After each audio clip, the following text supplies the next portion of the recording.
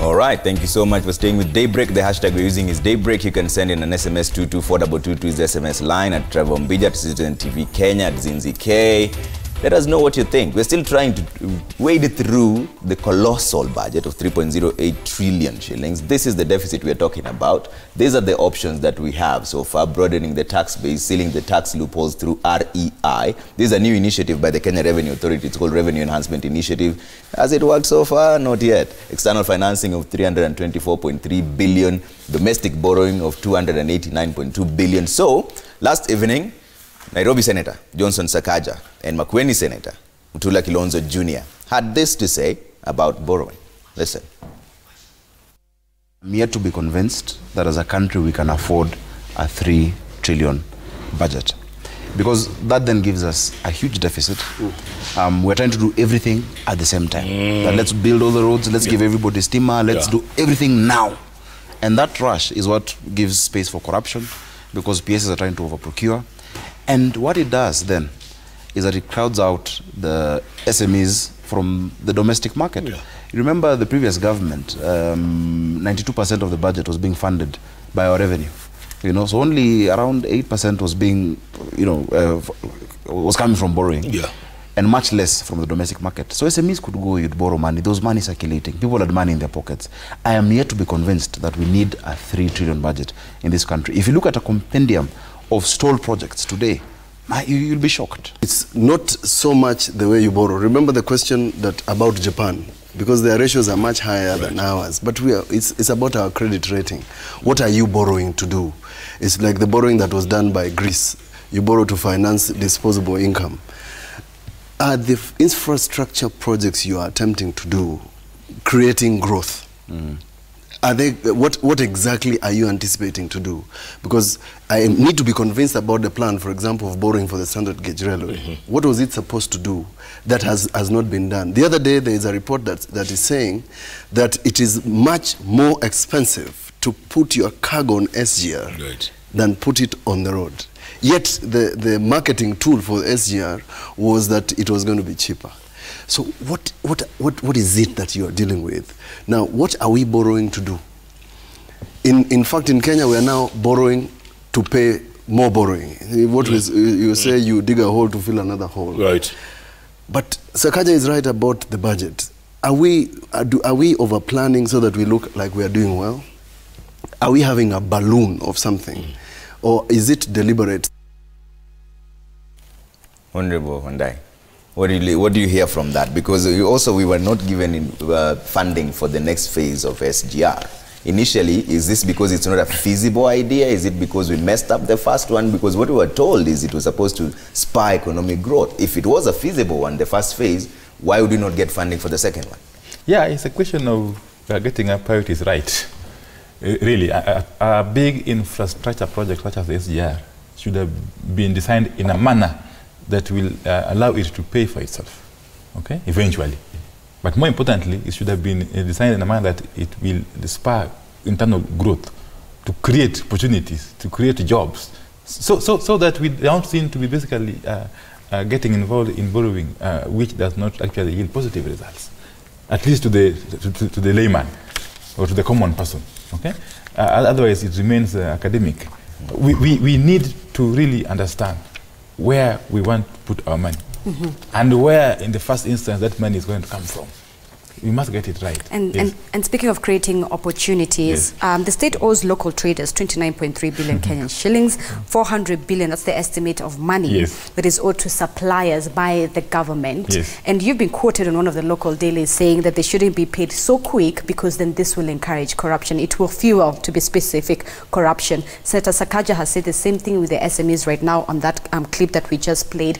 But then this will block Kenyans from doing business with the government. Kenyans will be more reluctant when they hear these numbers. The question you should be asking yourself is, how did that accumulated bills arise?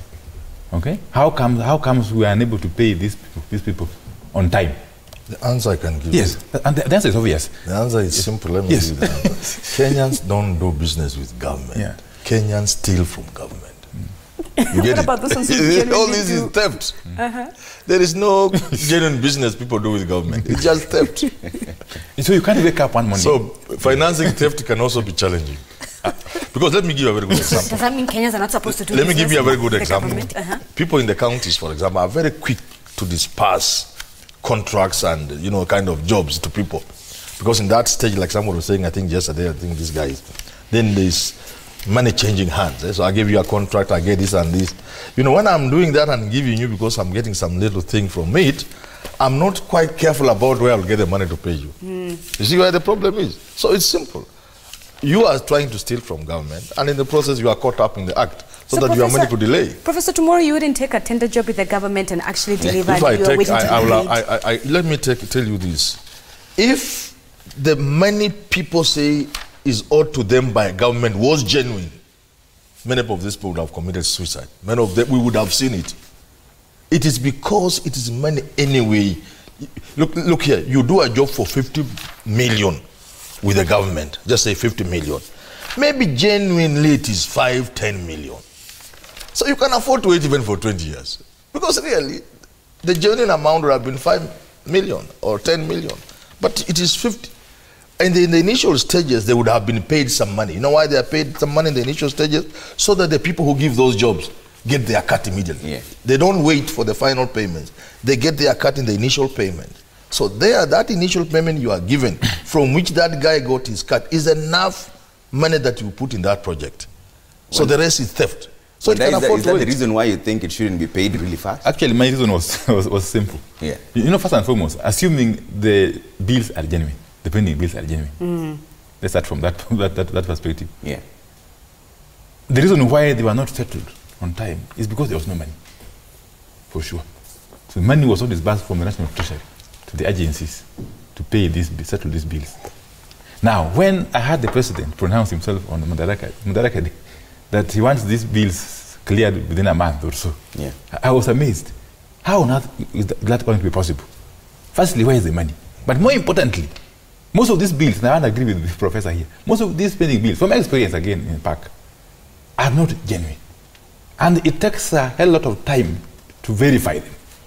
So how long would it take these agencies to verify these bills, to authenticate their genuineness, for them to be able to settle them within this 1 month window that the president gave? So in final analysis, you find that we are looking at a situation which is almost impossible to manage. And we must go back to the basics, the very basics. We must cut your clothes according to your size. Yeah. Yes. It's interesting though. For what you can afford. Yes. Robert, you want to jump into this? Because it's interesting. That is one of the issues that the budget committee was raising. The biggest concern is what we're talking about now, pending bills. So completion of projects and streamlining of functions, which they say there's a lot of duplication of functions between the national government and the county government. Hiring of foreign contractors, which they say sometimes is way more expensive than having a local contractor do the job that you really want to be done, and also inadequate funding. So this inadequate funding is the main reason for the pending bills. I agree that what I just wanted to say in terms of the pending bills is that perhaps as part of the revenue enhancement initiatives is we should now tax those pending bills. You know, like whatever amount is going to be paid, you pay 30% corporation tax, you pay 16% VAT, and you pay whatever other taxes that you need to pay. So at least a portion of that now comes back to government. Wow. No one will ever do the business side anymore.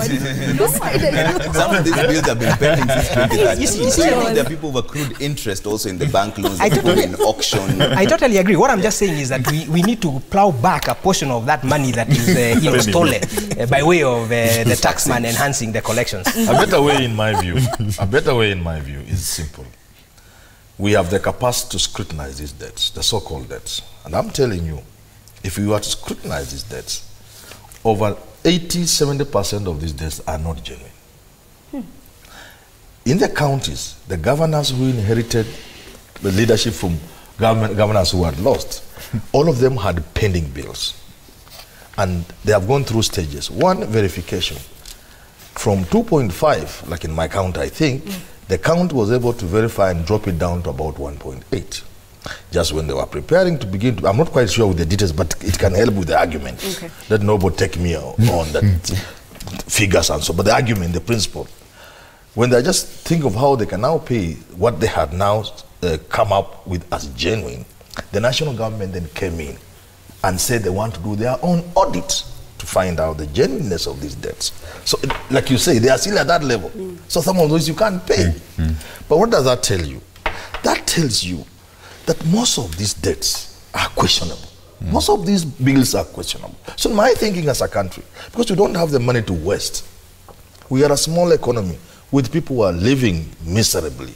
Why should we give people money that they don't? If you say you've done a road, let's go and see the road. Okay. So you've done a bridge, let's go and see the bridge. And I'm telling you, these things will turn out to be fictitious. All right, ladies and gentlemen, let's camp here a little bit longer. The streamlining of functions, okay? So 371.6 billion is what is going to be allocated to counties, 43.6 billion to parliament. There's always been this conversation that if we were to go to a referendum tomorrow, should we reduce our counties from the current 47 to about 27? We reduce the words and the constituencies and so forth. Professor, do you think if we did that, if we went that road, that it will help reduce the numbers that we are reading today? You see, there's something beautiful about the Bomas draft, which we compromised on at Naivasha, on many issues. But let's focus on what we are talking about. It was envisaged that we would have 14 or so counties. They are actually regions, not. The counties were compromised. Okay, that was made, I think, in Naivasha or somewhere else. But initially the thinking was, let's have 14 regions. So this will be economically viable units. You see? But what we have now, honestly, 47, they are too small. Robert, you're They're just political units. You're a tax expert. Do you agree with Professor? No, I certainly agree. We need to reduce the... I think we are overgoverned, if you ask me. You know, every county has got the same duplicated expenses, you know, staff, housing, motor vehicles, and this kind of thing. So I actually think if you're talking about expenditure rationalization and fiscal consolidation, we certainly need to reduce that. Okay. Vite? I agree.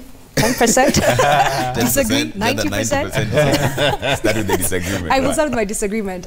If you look at this budget allocation, 300 billion is going to the county. Maybe there's an element. And that is a big major contention because 300 the Senate billion, wants 327 national billion, government is national government says 1.8 trillion. Yeah. National government is 1.8 trillion. So unless, I mean, we probably need to investigate and see what part of the 1.8 trillion that's going to national government is also duplicated and going to the county. And I'll actually just be contrarian and say, on the 1.8 trillion, how much of that are we actually expanding to the labor force in a country that's actually embracing ICT as an enabler for the economy? And then should we actually be reviewing our state labor force? It's a very sensitive issue, but what I'm trying to get at is, what's the productivity of the people who are actually employed by the government? And if that's the wage bill that we're dealing with every day, how can we either reduce it, or if we're not going to reduce it, how can we enhance the productivity of these people and then again come back and align the whole element of streamlining of function? That's a very interesting argument, Honorable, because we are talking about cutting down the counties, about cutting down the labor force of the national government. She's saying productivity. Much expensive. Or enhancing productivity, because you really can't just come and slash. It's a very sensitive issue. So. These things are to be found in both levels of government, these issues. But then coming back to the issue of the number of counties, whereas it is desirable to bring them down to 14 or so, politically it will not be possible as we speak. So the only thing that happened, which was a mistake, was that we did not do proper costing of these functions. The transitional authority, which was supposed to do this exercise, did not do its work properly. So we found ourselves transferring functions to counties, and the counties were in a hurry to accept those functions for obvious reasons. That's because it will go with money. Yes. Whilst they were not yet ready to perform those functions. So we have a situation where we have got functions in the counties and others in the at national level which are not properly costed. Okay? So you find this so-called division of revenue exercise fairly arbitrary, if you ask me. And so governors and their counties are struggling to perform functions which are very complex, such as health. Okay? And they are unable to deliver. So we still need to go back to the drawing board and look at where the rate started beating us. Okay? But when it comes to managing wastage is across the board. Actually, that's the right. Yes, and we'll talk about health issues in just a bit. Departmental committees were raising several issues here. I'll cross over to that in just a bit. But for now, let's go to Parliament, where Dennis Otieno is standing by. That is where the budget is supposed to be presented later on today. But there's a bit of contention there. The Division of Revenue Bill, that is a major stalemate between senators and the National Assembly, where the senators want 327 billion. There's a National Assembly members say it's about 316. And they actually say that the budget shouldn't be read. Dennis, what do we expect from where you are?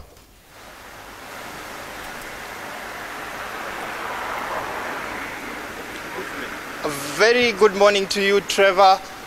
Indeed, it's a big day for the nation.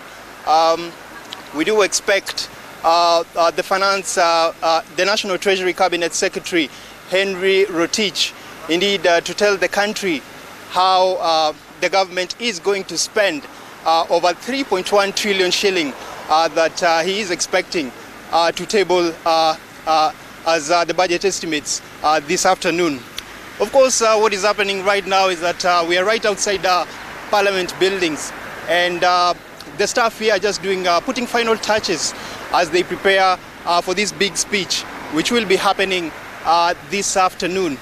Of course, as we speak right now, the Cabinet Secretary for National Treasury, Henry Rotich, is also putting final touches to that document that he is actually going to present to Parliament this afternoon. He will be accompanied by his PS, of course, Kamau Thuge, and also the Devolution Cabinet Secretary as he comes forward to present this year's budget. Of course, we know the biggest agenda has been, the biggest focus rather, has been the government looking on how to fund its Big Four agenda. And from the estimates that we just saw is that Education Ministry happens to be one of the biggest winners, having one of the biggest allocations. But however, when you look at some of the key sectors that have been in the Big Four agenda, like agriculture, you realize that it has only received about 56 billion shillings. And many economic observers have said the government is likely not to realize some of these, is actually not to realize growth in some of these areas, bearing in mind that food security has been a key issue. And of course, if you see agriculture just receiving about 3%, that is likely that is likely going to hamper the country's food security. Of course, the biggest headache for Henry Rotich, and I believe this is why maybe senators are actually keen on this budget, is that the Kenya Revenue Authority has been missing its targets over the last few years. And for this year's budget, there is a budget deficit of about 608 billion shillings. And clearly everyone is just wondering, where is the money going to come from? Is Rotich going to raid Kenyans more by raising taxes, or are we going to resort to a trend that we've seen in the past? Of course, that being borrowing. And of course, the issue of the national debt still standing at over 5 trillion shillings. Many saying that we're actually hitting dangerous debt levels. Of course, folks at the National Treasury will tell you that that is healthy for the economy, and there's no need to cause any alarm. Trevor, we also do expect that other East African Community countries will be presenting their budgets also simultaneously. We're talking about Rwanda, Tanzania, and also Uganda. They will also be presenting their budgets this afternoon, and we will be sharing with you their estimates shortly. Right. Thanks, Dennis. That's Dennis Otieno. We'll be crossing over to him in Parliament as well, where the action will be. There's a contention that it shouldn't be at all, because there's been no agreement between the Division of Revenue allocations, according to senators, by the senators, yes, and the National Assembly members as well. But the one other thing that came up is this issue here, right here. We always come back to this. We always come back to this because this is what is going to hit you hard. And this is based on the wrong premise, like our panelists were saying earlier on, because we remember last year KRA was taxed with raising what 1.47 trillion, which they failed. It was reviewed lower to 1.43 trillion, and they still failed. What they got was 1.3 trillion. Based on a probability of balances, if that is what they raise now, it means this deficit is going to hit $1 trillion. What I would like to find out from Robert when we take this quick commercial break is the fact that if KRA has missed 9 times hitting What are the that chances target. they'll get it this time? Does that mean that this deficit we're seeing is going to continue to grow year in, year out? So next year we expect this to go even a bit bigger. But hold that thought. It's after this commercial break.